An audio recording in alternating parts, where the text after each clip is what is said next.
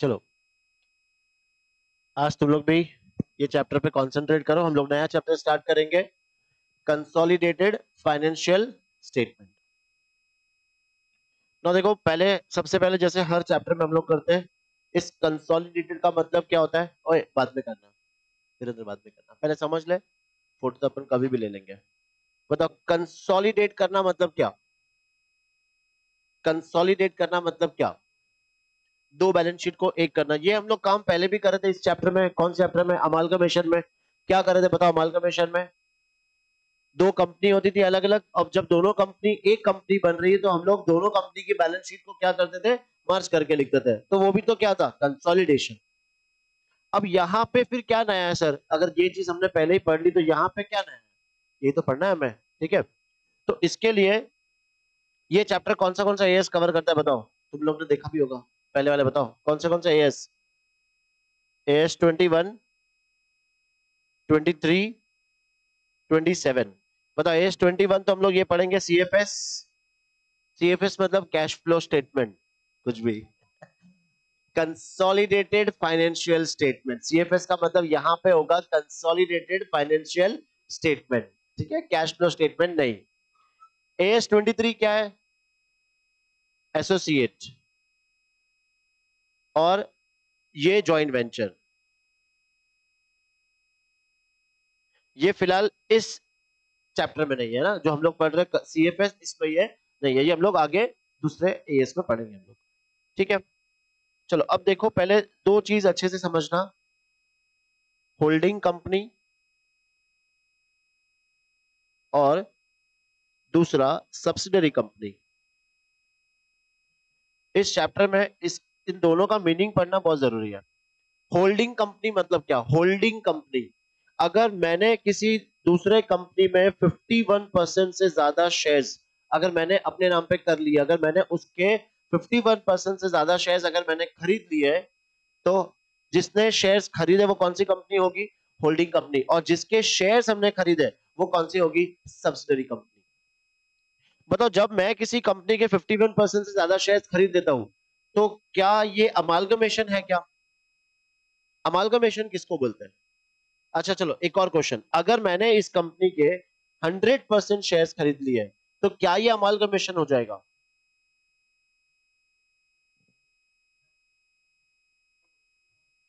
सोचो, अगर मैंने 100% शेयर्स खरीद लिए दूसरे कंपनी के तो क्या वो अमाल्गमेशन है?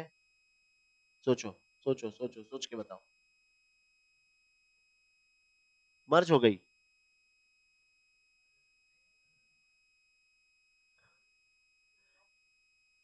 अगेन वहां पे रिलेशन होल्डिंग और सब्सिडरी का ही रहेगा।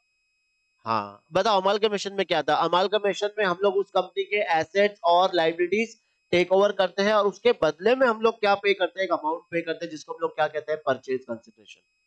क्या यहाँ पे हम लोग उस कंपनी के एसेट्स और लाइबिलिटीज खरीद रहे हैं? नहीं, मैंने उस कंपनी के खाली क्या खरीदे? शेयर्स खरीदे। फुल 100% शेयर्स मतलब फुल उसका कंट्रोल मेरे पास है। उसका कंट्रोल मेरे पास है। वो अपने नाम से बिजनेस करेगा, मैं अपने नाम से बिजनेस करूंगा। At the end of the year, at the end of the year ये होल्डिंग कंपनी क्या करेगी? अपनी एक बैलेंस शीट बनाएगी। अपनी एक बैलेंस शीट मतलब इसको बोलते हैं स्टैंड अलोन बैलेंस शीट, ठीक है। जैसे ये समझो हो गया एबीसी लिमिटेड, ये है होल्डिंग कंपनी, और XYZ लिमिटेड है सब्सिडरी कंपनी। तो होल्डिंग कंपनी क्या करेगी? पहले अपनी एक बैलेंस शीट बनाएगी। वो किस नाम से होगा? XYZ लिमिटेड, जो तुम लोग बहुत सारे कंपनी के ऑडिट रिपोर्ट में देखते हो, फाइनेंशियल रिपोर्ट्स में स्टैंड अलोन बैलेंस शीट मतलब वो सिर्फ उसी कंपनी का। अब जैसे समझो कि इन्वेस्टर है, ठीक है, जैसे हम लोग के पास बहुत पैसा, हम लोग इन्वेस्टर्स है। अभी हम लोग चले गए देखने के लिए कि भाई एबीसी लिमिटेड में पैसा लगाना चाहिए। हम लोग सब लोग ने सोचा सर 100 करोड़ इस कंपनी में हम लोग लगा देंगे। तो हम लोग जाके पहले क्या देखेंगे कि भाई तेरी कंपनी है XYZ, इसकी कंपनी खुद की कौन सी थी? एबीसी थी ना, ठीक है एबीसी। तो पहले हम लोग एबीसी की फाइनेंशियल चेक करेंगे। तो हमें ओके लगा, हाँ यार ये कंपनी अच्छा खासा बिजनेस कर रही है, अच्छा खासा प्रॉफिट कमा रही है। अब हमें बाद में मालूम पड़ा कि इसने और दूसरे कंपनी के भी क्या खरीद रखे? शेयर्स खरीद रखे। मतलब ये होल्डिंग कंपनी है और ऐसी बहुत सारी सब्सिडरी कंपनी है। तो क्या एज ए इन्वेस्टर हम एक एक बैलेंस शीट चेक करते बैठेंगे? Not possible. तो इसीलिए ये होल्डिंग कंपनी क्या बनाती है? एक कंसोलिडेटेड फाइनेंशियल स्टेटमेंट्स बनाते हैं। देखो उसको मेरा कंपनी का फाइनेंशियल तो देखना कंपलसरी है, क्योंकि अगर मैं ही लॉस में हूं तो मैं सीएफएस देख के क्या करूं। तो पहले हमारा बैलेंस शीट देख लिया उसने, अब एज ए कंसोलिडेटेड वो वापस चेक करता है कि अब सबको मर्ज करने के बाद उसका पोजीशन क्या है। समझ में आ रहा है? तो हम लोग यहाँ पे दो बैलेंस शीट बनाते हैं। वापस समझ में आ क्या क्या? पहला कौन सी बैलेंस शीट बनेगी? स्टैंड अलोन, मतलब वो खुद अपनी कंपनी की बैलेंस शीट और मतलब सारे बनाएगा, फाइनेंशियल स्टेटमेंट्स बनाएगा। और कंसोलिडेटेड मतलब होल्डिंग कंपनी प्लस सब्सिडरी। समझ में आया डिफरेंस? समझ में आया? अमालगमेशन और कंसोलिडेटेड। अमालगमेशन में क्या करते हैं हम लोग? Assets and liabilities take over करते हैं। यहाँ पे हम लोग एसेट्स लायबिलिटीज टेक ओवर नहीं करते, हम लोग क्या टेक ओवर करते हैं? हम लोग खाली शेयर्स खरीदते हैं बस उस कंपनी के। अमालगमेशन में जो जिस कंपनी को हमने खरीदा है उस कंपनी को याद करो बिजनेस बंद हो जाता है उसका, वो इसी में पूरी मर्ज हो जाती है। और यहाँ पे कंसोलिडेटेड में उसका बिजनेस अलग चल रहा है, हमारा बिजनेस अलग चल रहा है, हम लोग सिर्फ क्या कर रहे हैं? एक बैलेंस शीट साथ में बना रहे हैं बस, बाकी बिजनेस दोनों का अलग अलग नाम से चलेगा। तो एक तो ये हो गया कि 51% से ज्यादा। दूसरा, अगर उनके बोर्ड ऑफ डायरेक्टर्स, बताओ बोर्ड ऑफ डायरेक्टर्स कौन होते हैं? बोर्ड ऑफ डायरेक्टर्स कौन है? जो कंपनी को मैनेज करते हैं। अगर इनके बोर्ड ऑफ डायरेक्टर्स में मैक्सिमम मेरे लोग हैं तो भी हम लोग कहेंगे कि क्या है? कंसोलिडेटेड फाइनेंशियल स्टेटमेंट हमें प्रिपेयर करना है। तो दो पॉसिबिलिटीज है, पहला क्या है? एक तो 51% से ज्यादा शेयर्स खरीद लिया, और दूसरा उनके जो बोर्ड ऑफ डायरेक्टर्स में उसकी कंट्रोल क्या है? मेरे हाथ में है। किसके हाथ में? होल्डिंग कंपनी के हाथ में। तो हम लोग उस कंपनी को क्या बोलेंगे? Holding company. और दूसरी वाली कंपनी को हम लोग क्या बोलेंगे? Subsidiary company. ठीक है, ये तो हो गया एकदम बेसिक। अब थोड़ा सा इनके हम लोग फाइनेंशियल्स पे गौर करते देखो। जैसे ये है होल्डिंग कंपनी की बैलेंस शीट,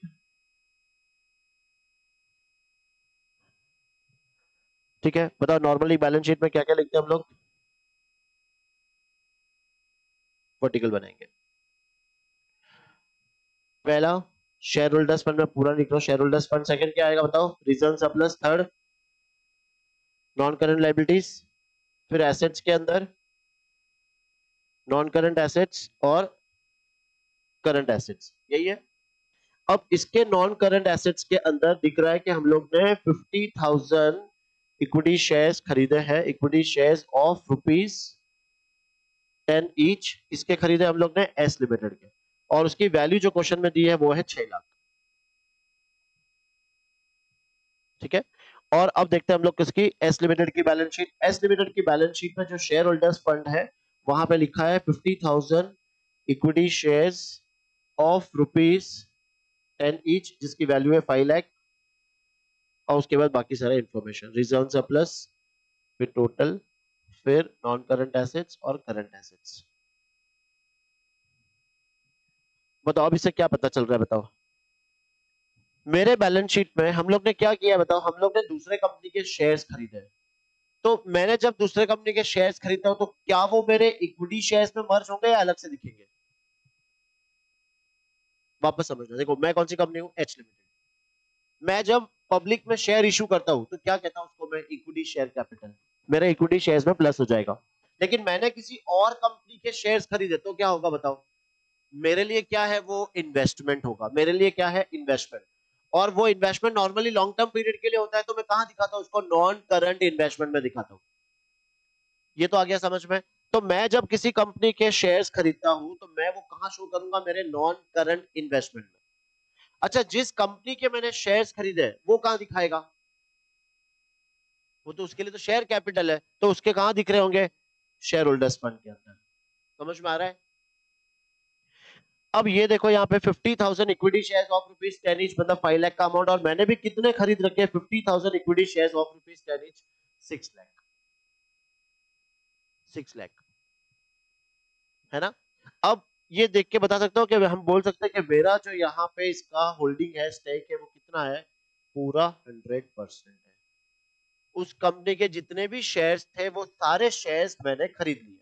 तो मैं कह सकता हूँ उस कंपनी का 100% मेरे पास है ना? पर क्या ये अमालगमेशन है? नहीं। अब हम लोग एक बनाएंगे स्टैंड अलोन बैलेंस शीट, तो वो किसकी होगी बताओ? वो एच लिमिटेड की होगी। और दूसरा हम लोग क्या बनाएंगे? Consolidated financial statement. हाँ, अब यहां पे क्या होगा? H plus S, holding plus subsidiary company, दोनों क्या करेंगे? हम लोग मर्ज करेंगे। अब वहां पे कैसे होगा? One two one item plus होता है, one two one items, one two one item का समझते हो? अच्छा, जब मैं शेयर होल्डर्स फंड लिखूंगा तो बताओ H limited plus S limited करूंगा? The answer is no. क्या अमालगमेशन में हम लोग प्लस करते थे क्या? बताओ, अमालगमेशन में करते थे क्या हम लोग? रिजर्व प्लस करते थे क्या? नहीं, वो सेम फंडा हमें यहाँ पे भी यूज करना है। रीजन बिहाइंड क्या है वो समझना। इस कंपनी का जो भी शेयर्स है वो क्या है मेरे लिए? इन्वेस्टमेंट। जब दोनों कंपनी एक हो जाएगी, जब दोनों कंपनी का फाइनेंशियल्स एक हो जाएगा, तो क्या ये हम लोग दिखा सकते हैं क्या एक तरफ पे इन्वेस्टमेंट और एक तरफ पे शेयर्स? नहीं, वो आमने सामने क्या हो जाएंगे? कैंसिल हो जाएंगे। तो मतलब इसका जो इक्विटी शेयर्स है और इसका जो नॉन करंट इन्वेस्टमेंट है वो क्या हो जाएगा? आमने सामने कैंसिल हो जाएगा। पर सर कैंसिल कैसे कर सकते? देखो, वहां पे अमाउंट 5 लाख है और हमारे यहाँ पे कितना अमाउंट है? 6 लाख। अगर ये दोनों 5 लाख होता तो यस कर सकते हो तुम लोग, 5 लाख दोनों कैंसिल कर सकते हो। अब यहाँ पे अपना वो वाला रूल याद आ जाएगा जो हम लोग ने अमालगमेशन में पढ़ा था। 5 लाख के बदले तुमने पैसा कितना दिया है भाई? 6 लाख रुपया। ज्यादा क्यों दे रहे हो? ज्यादा क्यों देते हो? गुडविल।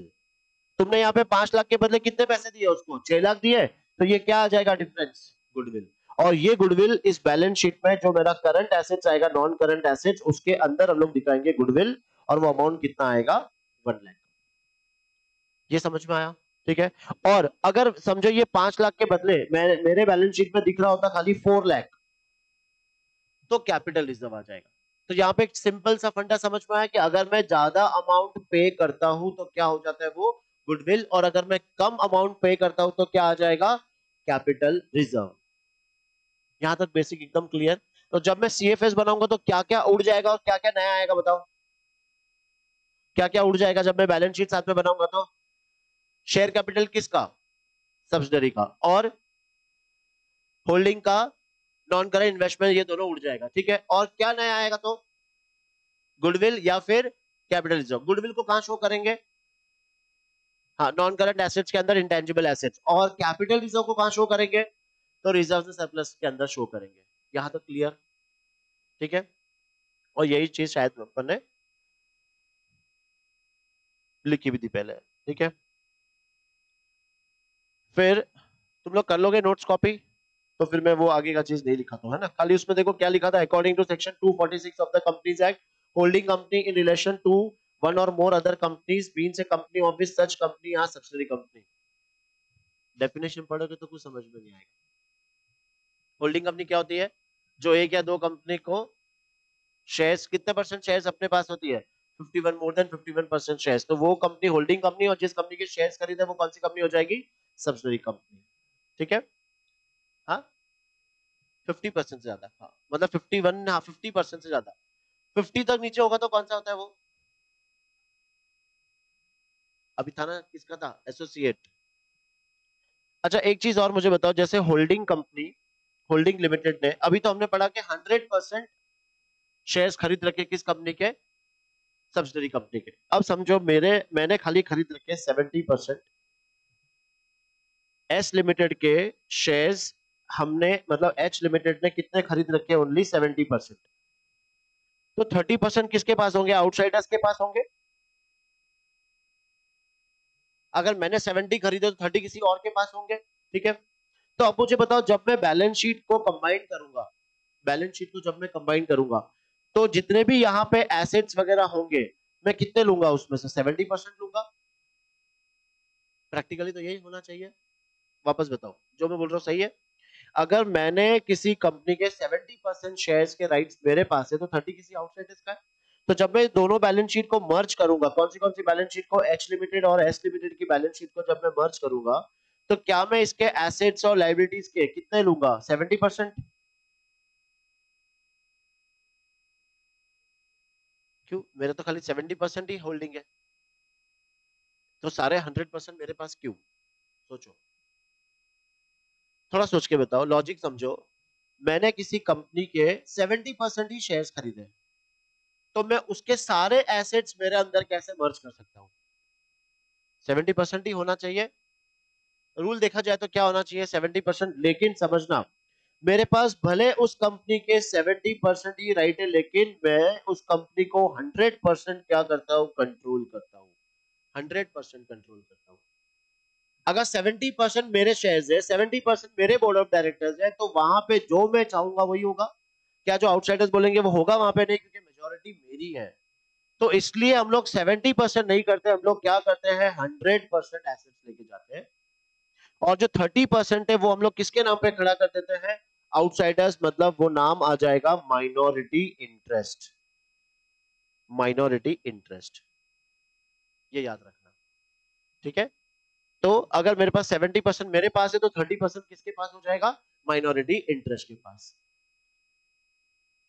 नेक्स्ट, अभी हम लोग ने एक चीज सीखी थी, गुडविल और कैपिटल रिजर्व निकालना। तो कॉस्ट ऑफ कंट्रोल क्या होता है बताओ, कैसे निकालेंगे हम लोग गुडविल या कैपिटल रिजर्व? अभी तुम लोगों ने बताया था। ज्यादा दिया है तो, और कम दिया है तो कैपिटल रिजर्व, ठीक है। अब देखो, मैंने इसका भी एक तुम्हें शायद कुछ लिखवाया था formula, cost of acquisition. Cost of acquisition minus percentage of holding in subsidiary company. अब ये समझना कॉस्ट ऑफ एक्विजिशन क्या होता है। बताओ, ये जो हम लोग बैलेंस शीट चल रहे हैं ना यहाँ पे, बताओ मेरा कॉस्ट ऑफ एक्विजिशन क्या है, 6 लाख। मेरा कॉस्ट ऑफ एक्विजिशन है 6 लाख। मैंने कितने में खरीदा था कंपनी के शेयर्स को, 6 लाख में। परसेंटेज कितना है मेरा वहां पे होल्डिंग का, फर्स्ट केस में कितना था, 100% मेरा होल्डिंग है। अब ये होल्डिंग में किसका लेता हूँ, होल्डिंग में लेता हूँ नेटवर्थ का। नेटवर्थ, तो यहाँ पे मुझे एक बार और क्या ढूंढना पड़ेगा, नेटवर्थ। अब बताओ कंपनी के नेटवर्थ हम लोग कैसे निकालते हैं। हाँ, कंपनी के नेटवर्थ निकालने का दो तरीका है। नेटवर्थ निकालने का दो तरीका है, बताओ क्या। एक तो हो गया तुम्हारा एसेट्स माइनस लाइबिलिटीज, एक तो हो गया ये, और हाँ, मतलब share holders fund plus reserve. Share holder fund में सब आ गया ना, शेयर होल्डर्स फंड में वैसे ही सब आ गया, मतलब share capital plus reserve surplus. समझ में आया? तो नेटवर्थ तुम्हारा कैसे निकलेगा, इस तरीके से निकलेगा। अब जैसे मेरा यहाँ पे अगर फुल 100% होल्ड है, तो मैं जितना भी मेरा शेयर होल्डर्स फंड है ये पूरा आ जाएगा। अगर मेरा 70% का होल्ड है, तो मैं इस अमाउंट का क्या लूंगा, 70% लूंगा, ठीक है। चलो एक एग्जांपल, जैसे मैंने कॉस्ट ऑफ एक्विजिशन कितने में खरीदा था, मैंने 6 लाख में खरीदा था, और मेरे पास खाली 70% होल्ड है, तो उसका शेयर कैपिटल कितना था, याद करो, 5 लाख था। 5 लाख का 70% कितना आएगा, 3,50,000। तो ये जो तुम्हारा 2.5 लाख बच गया, ये क्या है, ये गुडविल आ जाएगा 2.5 लाख, ये तुम्हारा गुडविल। अच्छा, फिर बाकी का ये जो 30% है, अगर 70% मेरे पास है, तो बाकी का जो 30% है वो किसका है, वो है माइनॉरिटी इंटरेस्ट। समझ में आया? तो ये माइनॉरिटी इंटरेस्ट को हम अलग से कहां शो करेंगे, बैलेंस शीट के लाइबिलिटी साइड में शो करेंगे, माइनॉरिटी इंटरेस्ट। यहां तक पिक्चर क्लियर? कौन सी? हाँ, हाँ, नॉन करंट लाइबिलिटीज में शो करेंगे। मुझे कौन सी पिक्चर के बारे में पूछ रहे, कौन सी?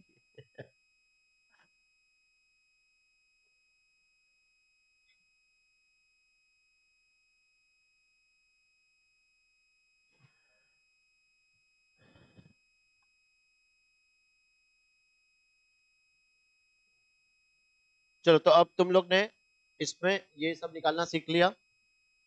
गुडविल कैसे होता है वो निकाल लिया तुमने, कैपिटल रिजर्व कैसे निकालते हैं वो समझ में आ गया, और तीसरा जो तुमने पढ़ लिया वो है माइनॉरिटी इंटरेस्ट, ठीक है। अब मेन चीज है वो समझना, क्योंकि यहाँ पे ही हम लोग डिफीट खा जाते हैं ज्यादातर। देखो, कंपनी का फाइनेंशियल ईयर है, समझो 1/4/2022, कंपनी का फाइनेंशियल ईयर है 1/4/2022।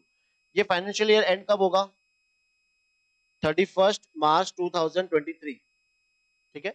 अब अलग अलग डेट्स को लेके हम लोग समझते हैं इस क्वेश्चन को अच्छे से। देखो, जो होल्डिंग कंपनी है, उन्होंने शेयर्स कब अक्वायर किया, 1 अप्रैल को।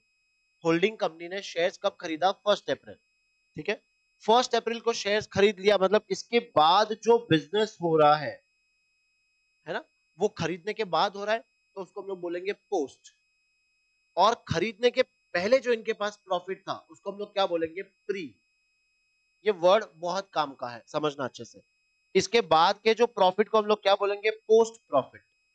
और इसके पहले के जो प्रॉफिट है इसको हम लोग क्या बोलेंगे? Pre profit. अब यहाँ पे डेट थोड़ा सा चेंज करते हैं, देखो 1 अप्रैल 22, 31 मार्च 23। हम लोग ने ये खरीदा है 1 जुलाई 2022 को। एच लिमिटेड ने कंपनी के शेयर्स खरीदे, एच लिमिटेड। अब बताओ प्री पोस्ट को डिवाइड करो, ये हो जाएगा प्री, है ना, और ये हो जाएगा तुम्हारा पोस्ट एक्विजिशन प्रॉफिट।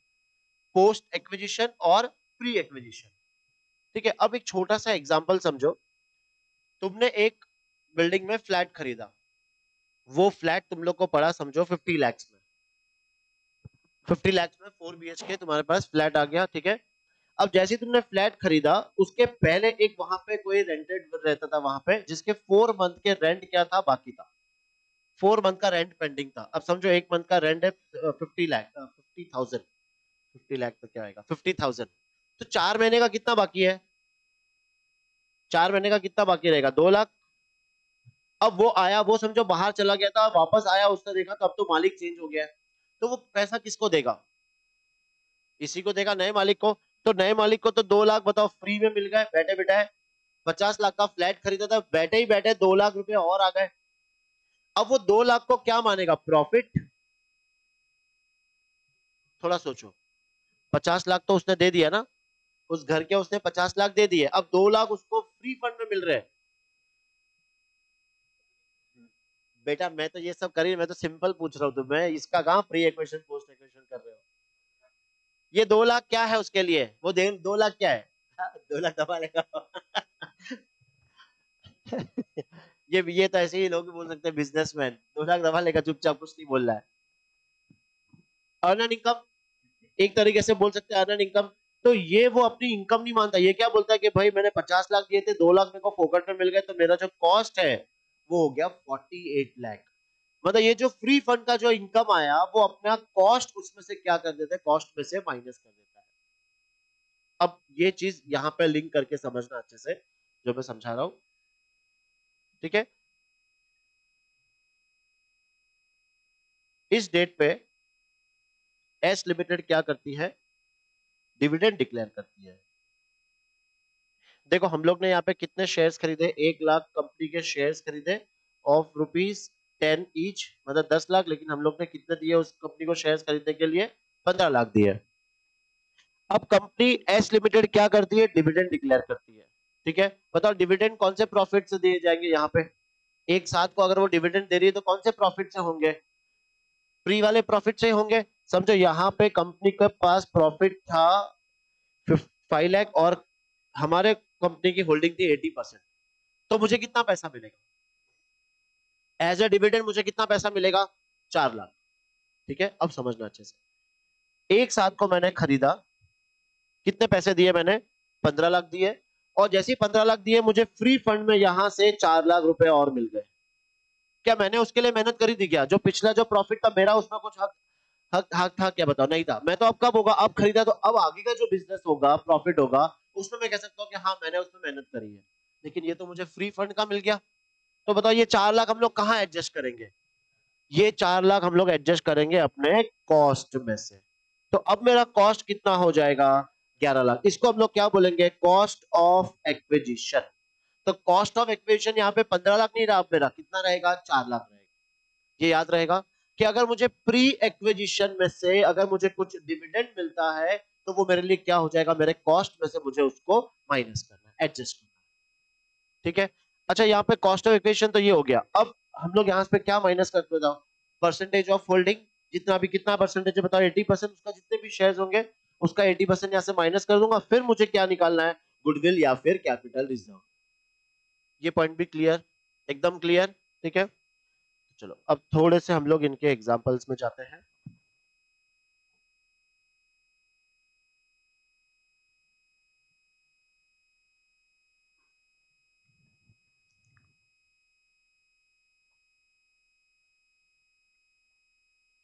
ये जब फुर्सत के लम्हे मिले तब भी पढ़ना, वैसे सब पढ़ा दिया है मैंने। ये फुर्सत के लम्हे में पढ़ना है ये सब।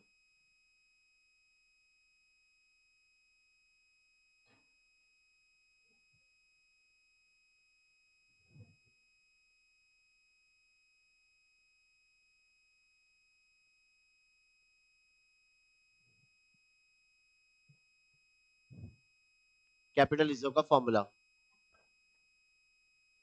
हाँ, cost of acquisition minus percentage of holding से तो क्या आ जाएगा मेरा गुडविल, क्योंकि आंसर मेरा पॉजिटिव आएगा। तो कैपिटल रिजर्व के लिए अपोजिट, मतलब percentage of holding minus cost of acquisition, तुम्हारा आंसर क्या आ जाएगा, कैपिटल रिजर्व। वही बात है कि नेगेटिव में आया तो उसको कैपिटल रिजर्व ले लो, पॉजिटिव में आया तो उसको गुडविल ले लो, फॉर्मूला एक ही याद रख लो भले, है ना। चलो देखो example 1, the following information is given as at 31 March 2011। देखो क्या इंफॉर्मेशन दी है, पी लिमिटेड और एस लिमिटेड की। नॉन करंट एसेट्स में पीपी दिया है, investment in subsidiary, net current assets, issued capital, reserves and surplus. नीचे लिखा है P limited acquired 100% share of S limited.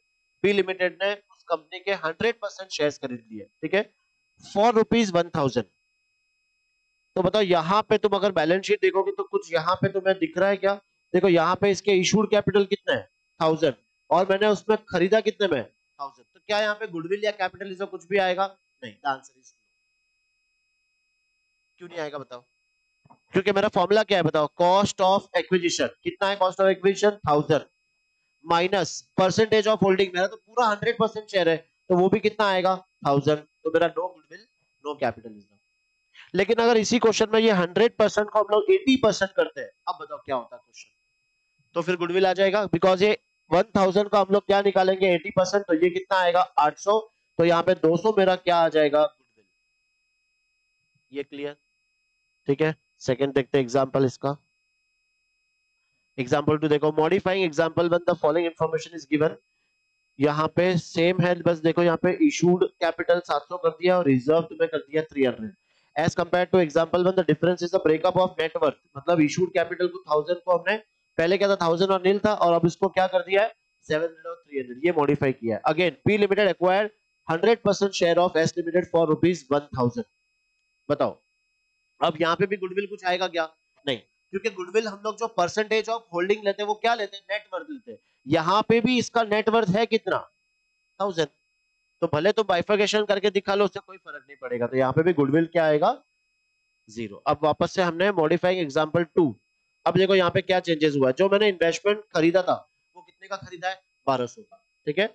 और यहाँ पे इनके 700 और 300 दिख रहे हैं, और मेरा इक्वेशन कितना है 100%। बताओ कैसा आएगा, कॉस्ट ऑफ इक्वेशन कितना दिखाएंगे 1200 माइनस परसेंटेज ऑफ होल्डिंग 100%, तो कितना आएगा 1000। तो मेरा गुडविल यहाँ पे कितना निकलेगा 200, ठीक है। चेक कर लेते हैं गुडविल कितना आ जाएगा 200। आ रहा है समझ में? ये बेसिक क्वेश्चंस है, एकदम बेसिक क्वेश्चंस। अब माइनॉरिटी इंटरेस्ट क्या था बताओ, माइनॉरिटी इंटरेस्ट, हाँ, अगर जैसे मैंने 80% अगर मैंने खरीदा है तो 20% किसके पास है, तो वो है माइनॉरिटी इंटरेस्ट के पास। तो किसका निकलता है 20%? अगेन याद रखना 20% किसका निकलेगा, नेटवर्थ का। तो ये 1000 था, तो 1000 का 80% उसके पास, तो 20% किसके पास आ जाएगा, माइनॉरिटी इंटरेस्ट। अब मुझे यहाँ पे दो चीज निकाल के बताओ, पहले तो गुडविल या कैपिटल रिजर्व कितना है बताओ।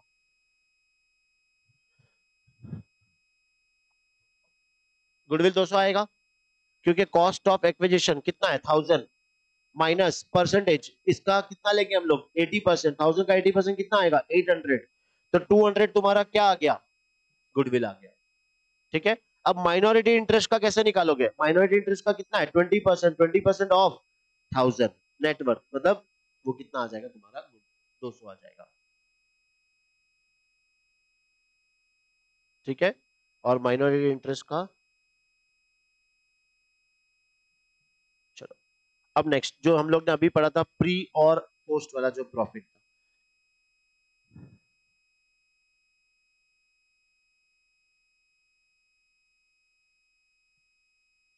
चलो एक एग्जांपल और हम लोग करते हैं। H Limited acquires 70% of equity shares of S Limited on 1/1/2011। अब जब हम लोग थोड़ा सा हायर लेवल पे जाएंगे तो हमें परसेंटेज देखना है कितना है, हमें डेट देखना है, मैंने कब अक्वायर किया, वो सारी चीजें हमें दिमाग में ध्यान में रखनी है। तो देखो H Limited acquires 70% of the equity shares of S Limited on 1/1/2011 of on that date paid up capital was 10,000 equity shares of 10 each, accumulated reserve balance was ₹1 lakh। तो पहले बताओ उस कंपनी का, जिस कंपनी का हम लोग ने खरीदा, उसका इक्विटी शेयर कैपिटल कितना है, 1000, 10,000 इंटू 10 कितना है 1 लाख, और रिजर्व रिजर्व भी कितना है 1 लाख। तो पहले तो ये तो अपने को आ गया समझ में, नेटवर्थ 2 लाख आ गया। फिर H Limited paid 1,60,000 to acquire 70% interest in the S Limited. मैंने 1,60,000 पैसा दिया है, तो वे ये 1,60,000 क्या आ गया मेरा कॉस्ट ऑफ एक्विजिशन, ये मेरा 160 रुपया आ गया। यहीं तक अगर मैं क्वेश्चन को देखूं तो बताओ गुडविल कितना आएगा? 2 लाख का 70%, 2 लाख का 70% कितना है? 140, और कॉस्ट ऑफ एक्विजिशन कितना है? 160, तो 20,000 क्या आ जाएगा गुडविल। ये कैलकुलेशन समझ में आ गया, एकदम बेसिक। फिर अब इसमें क्या क्या जोड़ना है, क्या घटाना है, वो सब लोग बाद में देखते हैं, ठीक है। आगे, assets of S Limited were revalued on 1/1/2011 and a revaluation loss of 20,000 was ascertained. क्या हुआ बताओ? एक लॉस हो गया। किस दिन मैंने रिवैल्यू किया था? जिस दिन मैंने कंपनी के एसेट्स खरीदे उसी दिन क्या हो गया था? रिवैल्यू हो गया था। अब यहाँ पे क्या होगा बताओ? ये जो मैंने रिवैल्यूएशन किया इससे मेरा ये कम हो जाएगा। ये 2 लाख था पहले रिजर्व, जो 1 लाख था वो रिजर्व में से ये 20,000 कम हो जाएंगे, तो अब मेरे पास रिजर्व कितने बचे? 80। अब बताओ एक 80 का निकालो जरा 70%, एक 80 का 70%, एक 26, एक 26 क्या आया? परसेंटेज, नेटवर्थ का परसेंटेज, वो एक 26 आया। इससे मेरा कॉस्ट ऑफ एक्विजिशन पे कोई फर्क पड़ा? तो कॉस्ट ऑफ एक्विजिशन तो आज भी मेरा क्या है? 160 ही है, तो 34,000 क्या आ जाएगा? गुडविल आ जाएगा। समझ में आया है ना? अगर अब मेरा सेकंड क्वेश्चन, ये जो इन्होंने रीवैल्यू किया ये एक एक के बदले अगर एक 4 को करते हैं तो मेरे पूरे क्वेश्चन में क्या फर्क पड़ता है मुझे बताओ। हाँ, वेरी गुड। गुडविल 20,000 की रहती, क्योंकि हमें गुडविल और ये कब निकालना होता है? On the date of acquisition. अब ये रिवैल्यूएशन कब हुआ है? बाद में हुआ है, तो बाद में देखेंगे, वो उनके प्रॉफिट एंड लॉस में से जाएगा, वो मेरे कॉस्ट ऑफ कंट्रोल में नहीं आएगा। जिस दिन अगर हुआ है उस दिन हमें चेक करना, जैसे उस दिन अगर मुझे डिविडेंड मिला है तो वो डिविडेंड मेरे कॉस्ट ऑफ एक्विजिशन से माइनस होगा। करेक्ट। नेक्स्ट देखिए, एक और कितना बचा है time. A Limited acquired 70% interest in the B Limited on 1/1/2011. On that date, B Limited had paid up capital of 1 lakh consisting of 10,000 equity shares of 10 each and accumulated reserve of 1 lakh. वो तो same आ गया, 1 lakh और 1 lakh 2 lakh उनका net worth आ गया। On that date, assets and liabilities of B Limited were also revalued and a revaluation profit of 20,000 was calculated. अब इस बार profit हुआ है तो मेरा जो नेटवर्थ आएगा इस बार बताओ नेटवर्थ कितना आएगा? 2 लाख तो पहले था, प्लस अभी ये और ऐड हो जाएगा, तो मेरा नेटवर्थ कितना हो गया? 2,20,000। अब ये 220 का मेरे पास कितना शेयर है? 70%, कितना आएगा? 154। और हमने ये कॉस्ट ऑफ एक्विजिशन कितने में खरीदा है? A paid 130 to purchase the set, तो बताओ हमने पे कितना किया? खाली 130, और होल्डिंग कितना है? 154, तो इस बार क्या आ जाएगा? कैपिटल रिजर्व आ जाएगा, कैपिटल रिजर्व। तो 130 में से हम लोग ये जब माइनस करेंगे तो 24,000 बचेगा, तो ये 24,000 मेरे लिए क्या हो गया? कैपिटल रिजर्व हो जाएगा। क्लियर? समझ में आया? यहां तक समझ में आ गया? आज के लिए इनफ है ना? अब कल तो और थोड़ा हम लोग हायर लेवल पे जाएंगे। यहां तक तो क्लियर?